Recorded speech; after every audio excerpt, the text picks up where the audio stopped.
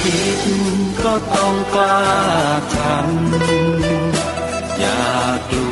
วถ้าทำความดี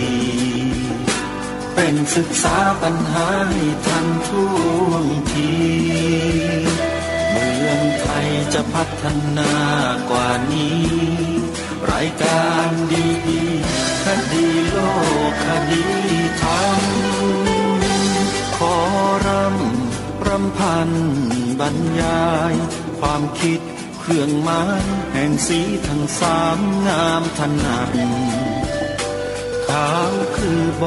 ริสุทธิ์สีสวัสดิ์หมายพระไตรรัตน์และธรรมะคุ้มจิตไทยแดงคือโลหิตเราใสซึ่งยอมสละได้เพื่อรักษาชาติศาสนาน้ำเงินคือสีโสภาอันจอมประชาถ้าโปรดเป็นของส่วนองค์จากริ้วเข้าเป็นไตรรงค์จึงเป็นสีธงที่รักแห่งเราชาวไทยทหารอวตารนำไปยงยุทธวิชัยวิชิตก็ชูเกียรติสยามประเทศไทยที่เจริญมั่นคงมาได้จนถึงทุกวันนี้มิได้เกิดขึ้นจากความหวาดกลัวอย่างพลานเขา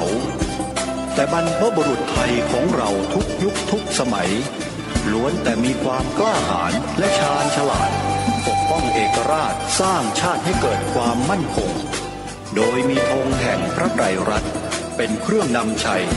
จึงเป็นที่มาที่ไปของรายการคดีโลกคดีธรรมกล้าคิดก็ต้องกล้าทำอย่ากลัวถ้าทำความดี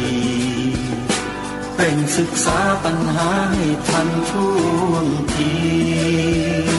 เมืองไทยจะพัฒนากว่านี้รายการดีๆคดีโลกคดีธรรมรายการดีๆคดีโลกคดีธรรม